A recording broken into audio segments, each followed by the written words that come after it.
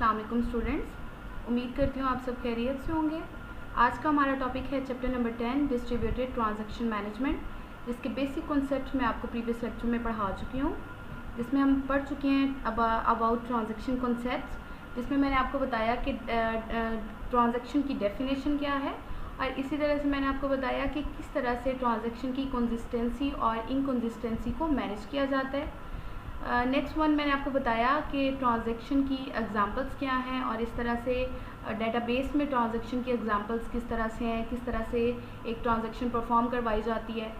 इसी तरह से हमने टर्मिनेशन ऑफ ट्रांजैक्शंस के बारे में पढ़ा, किस तरह से एक ट्रांजैक्शन जो है वो टर्मिनेट होती है। उसके स्टेट्स में हमने कुछ देखे कि ट्रांजैक्शन जो है वो अबॉर्ट होती है या ट्रांजैक्शन कमिट होती है, तो वो किस तरह से होती हैं। इनको जो है नेक्स्ट हम डिटेल में भी पढ़ेंगे। लास्ट वन पे मैंने आपको बताया कि कैरेक्टराइजेशन ऑफ ट्रांजैक्शंस क्या क्या हैं, इस तरह से बेस सेट क्या है, रीड सेट क्या है और राइट सेट क्या है। In today's lecture we will learn about the states of transactions, asset properties of a transactions and goals of transactions. So let's start our today's lecture, states of transactions. Diagram आप देख सकते हैं, इसमें कोई भी जब ट्रांजैक्शन स्टार्ट होती है, मैंने आपको प्रीवियस लेक्चर में भी बताया कि कोई भी ट्रांजैक्शन जब स्टार्ट होगी तो वो अपनी एक्टिव स्टेट में होगी। अब कोई भी ट्रांजैक्शन जब स्टार्ट होती है एक्टिव स्टेट में गई, एक्टिव स्टेट के बाद या तो ट्रांजैक्शन पार्शली कमिटेड होगी या तो ट्रांजैक्शन फेल होगी। अब पार्शली कमिटेड का मतलब ये होता है, पार्शियल का मतलब होता है आर्जी तौर पे, नॉट परमानेंटली, टेम्पररी। अब कोई भी ट्रांजैक्शन अगर अपनी पार्शली कमिटेड स्टेट में है तो उसका ये मतलब है कि एक ट्रांजैक्शन ने अपने कुछ जो एक्शंस हैं वो परफॉर्म कर लिए हैं। अब ट्रांजैक्शन अपने फाइनल ऑपरेशन में है, और फाइनल ऑपरेशन में जब एक ट्रांजैक्शन है तो उसको कोई भी इशू हुआ, इश्यूज़ कोई भी हो सकते हैं, डेडलॉक अगर हो सकता है, इसी तरह से हम कुछ इंटेग्रिटी रूल्स अप्लाई कर सकते हैं, उनकी वायलेशन हो सकती है। तो उस सूरत में क्या हो सकता है, आपकी जो ट्रांजैक्शन है वो फेल हो जाएगी, और अगर ट्रांजैक्शन फेल होती है तो हो जाएगी अबॉर्ट। सिंपली हम उसको कह देते हैं कि ट्रांजैक्शन आपकी अबॉर्ट हो गई है, आपकी जितनी भी ट्रांजैक्शन जो पहले परफॉर्म हो चुकी थी उसको हमने अबॉर्ट कर दिया, आपकी ट्रांजैक्शन जो है वो सक्सेसफुल नहीं है।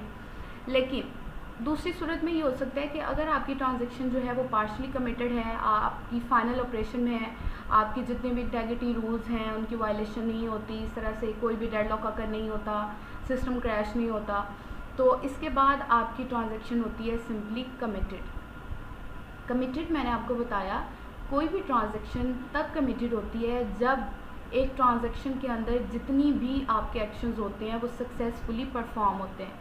और कमिटेड का डेटाबेस में ये मतलब है कि जब एक ट्रांजैक्शन कमिटेड होगी तो जो भी मॉडिफिकेशंस आपकी ट्रांजैक्शंस में थी वो सारी की सारी मॉडिफिकेशंस जो हैं वो आपकी डेटाबेस में परमानेंटली जाके सेव हो जाएंगी, और दोनों सिचुएशंस में आपकी जो है एंड पे ट्रांजैक्शन जो है वो एंड हो जाएगी।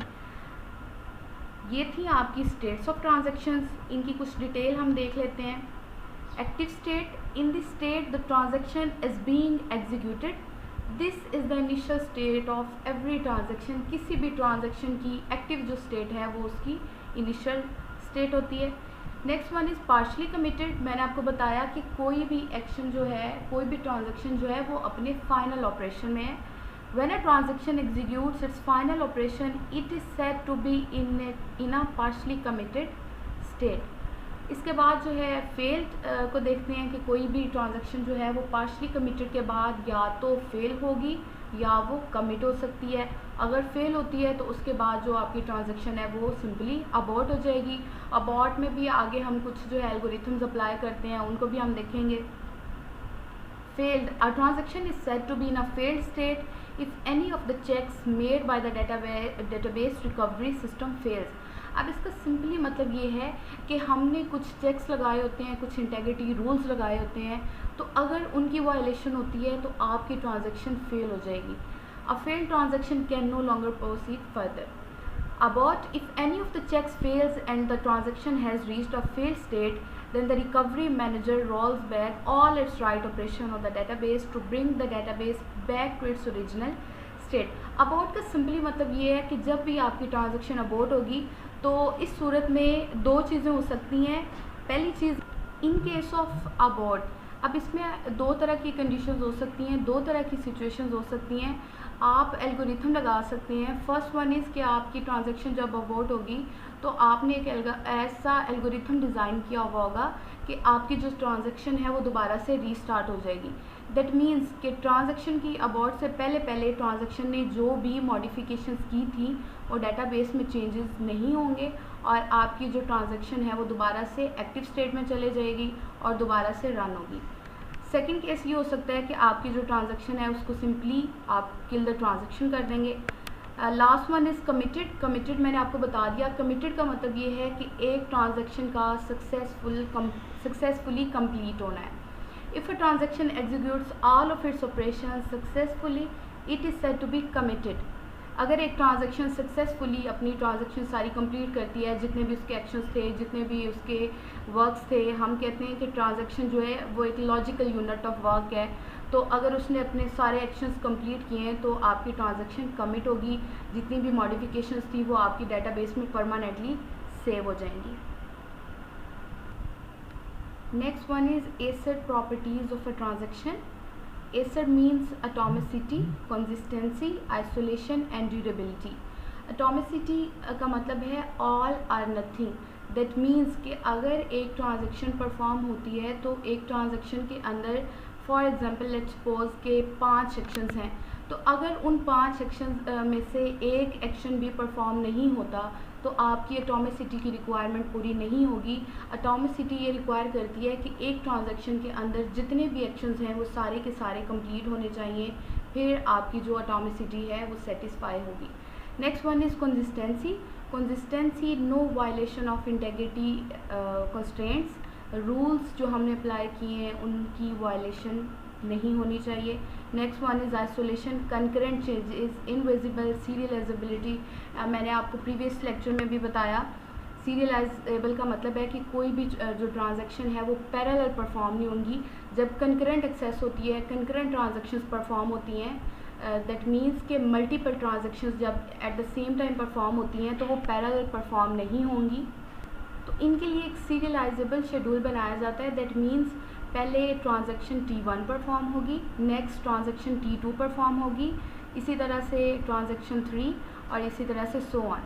Last one is durability, committed updates persist. इसका मतलब ये है कि जो भी आपके चेंजेस होंगे वो आपके डेटाबेस में परमानेंटली सेव हो जाएंगे। एसिड प्रॉपर्टीज़ का बेसिकली जो एक ब्रीफ इंट्रो है ये मैं आपको पहले भी बता चुकी हूँ, इनकी डिटेल मैं आपको भी पढ़ा देती हूँ।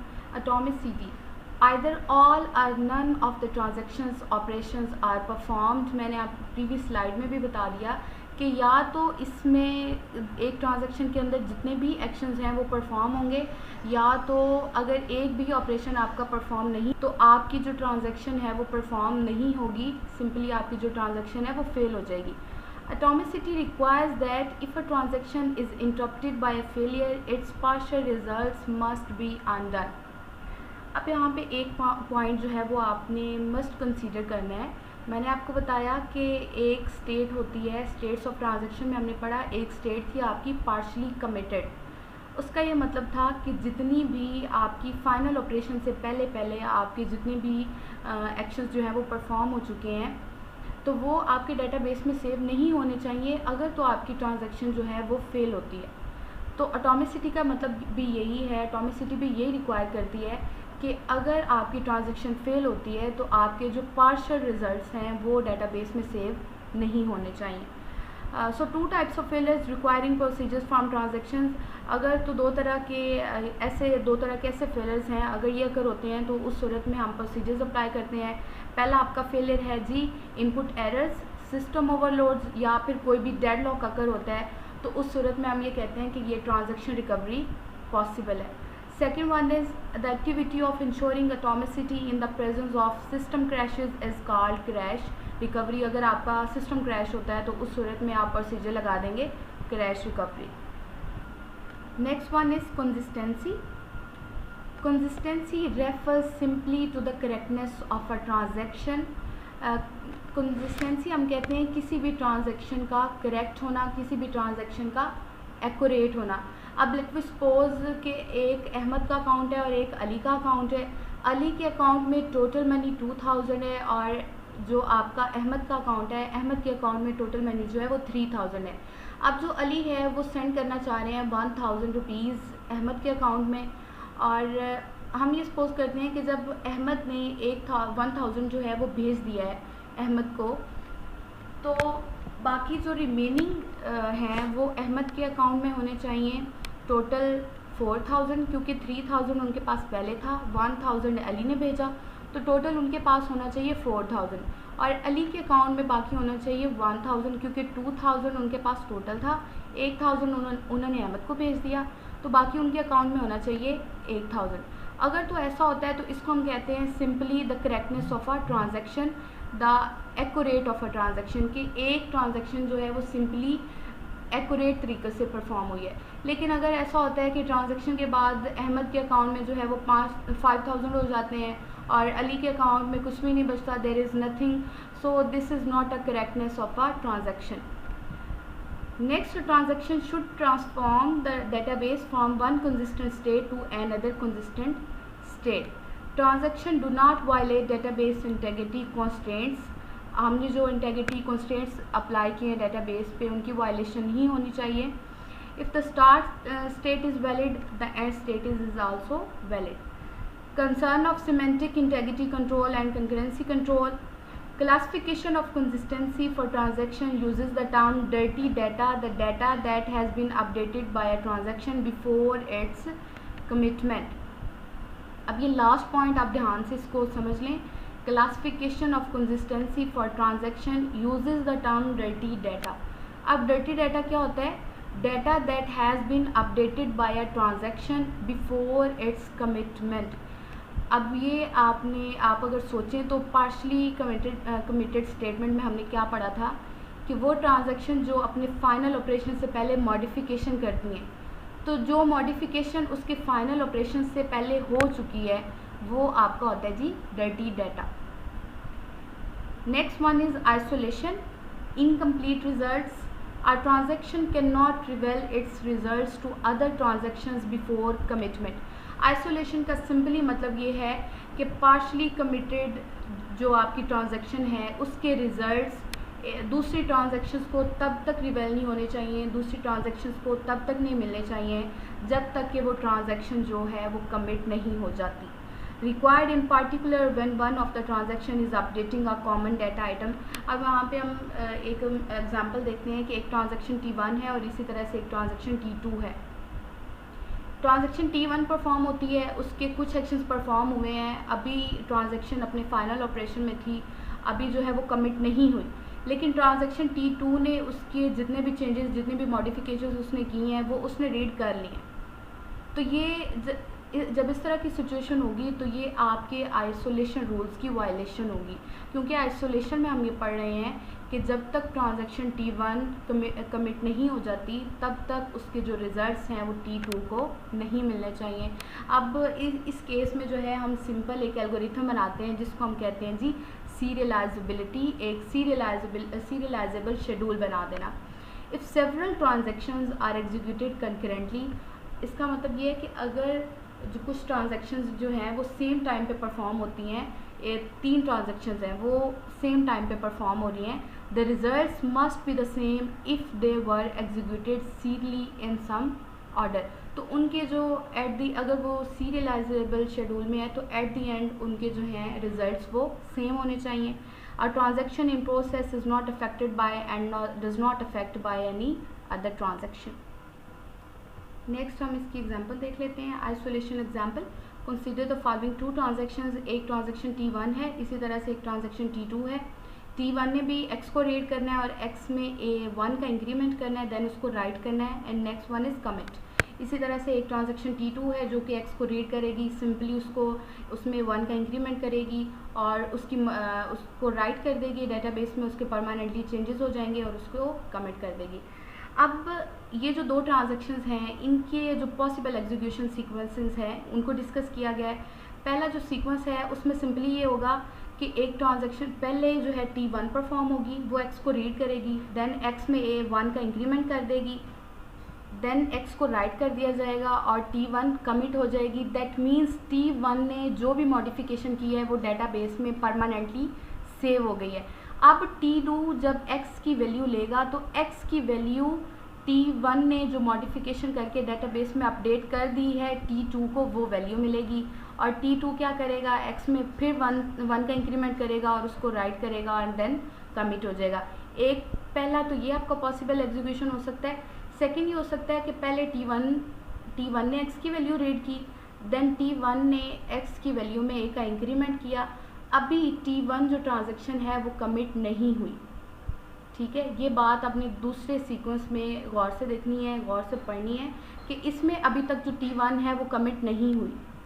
So that means T1 transaction अपनी पार्शियल स्टेट में है।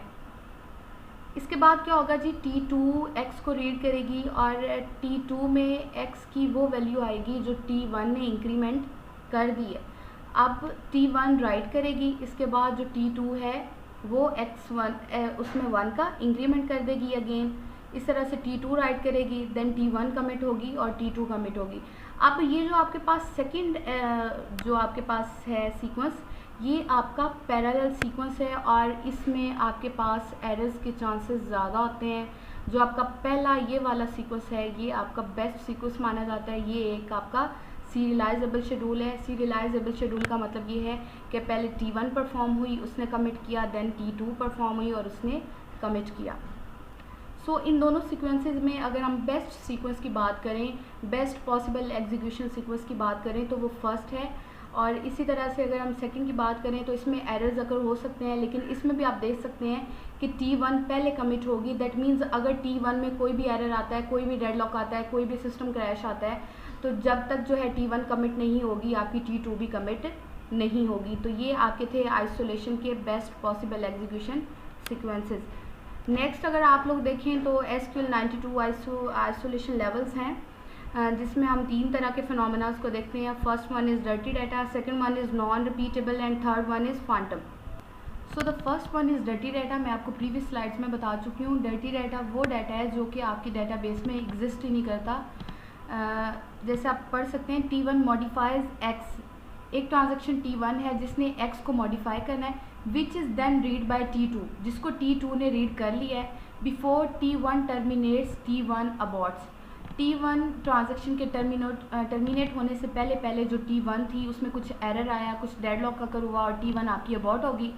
सो T1 ने जो x को मॉडिफाई किया था वो वैल्यू T2 ने ले ली है उससे, मतलब T2 ने वो वैल्यू पढ़ ली है, उससे गेन कर ली है। अब इसका मतलब ये है कि T1 ट्रांजेक्शन अबॉर्ट हो चुकी है, तो ये जो x की वैल्यू है, ये जो x जिसको हमने मॉडिफाई किया है, ये तो डाटाबेस में एग्जिस्ट ही नहीं करता और ये वैल्यू T2 के पास है। So that means this value is a dirty read.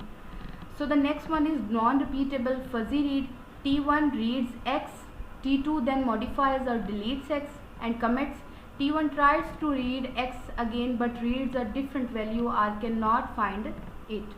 Next one is phantom. T1 searches the database according to a predicate while T2 inserts new tuples that satisfies the predicate. इसका मतलब simply ये है कि T1 जो है एक transaction है वो सर्च कर रही थी कुछ कंडीशंस की अकॉर्डिंग ना डेटाबेस के लिए, तो उस फौरी आपकी एक ट्रांजेक्शन T2 परफॉर्म होती है जो कि एक न्यू टपल जो है वो ऐड करती है जो कि आपकी उस कंडीशन को सेटिस्फाई कर देता है। So the last one is durability. Durability that means कि आपकी जो ट्रांजेक्शन है वो कमिट हो गई है। Once committed changes to database are permanent. एक दफ़ा जब आपकी जो ट्रांजेक्शन है वो कमिट हो जाती है तो दैट मीन्स आपकी ट्रांजेक्शन सक्सेसफुली कंप्लीटेड है। आपके डेटाबेस में जितनी भी मॉडिफिकेशंस थी वो परमानेंटली सेव कर दी जाएंगी। Once a transaction commits the system must guarantee that the results of इस operation will never be lost in spite of subsequent failures. एक दफ़ा जब आपकी ट्रांजेक्शन जो है वो परमानेंट हो जाएगी, उसके जो चेंजेस हैं वो सेव हो जाएंगे, तो आपके जो चेंजेस हैं वो परमानेंटली सेव हो जाएंगे, वो लॉस्ट नहीं होंगे।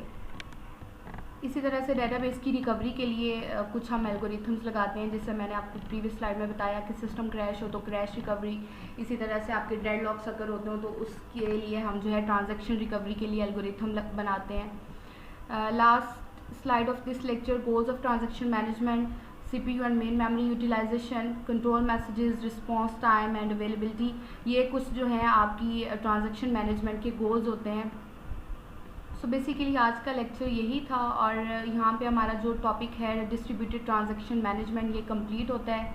चैप्टर नंबर 10 आपने बुक में से देख लेना है, जितनी भी उसकी आउटलाइन थी उसके अकॉर्डिंग मैंने ये पीपीटी तैयार की और उसमें जितने भी टॉपिक्स थे उनको कवर करवा दिया गया है। इसकी डिटेल आप बुक से ले सकते हैं एंड आई होप सो कि ये आपको लेक्चर बहुत अच्छी तरह से समझ आ गया होगा। आपकी कोई भी क्यूरी हो तो आप कमेंट्स में मुझसे पूछ सकते हैं। थैंक यू, अल्लाह हाफ़िज़।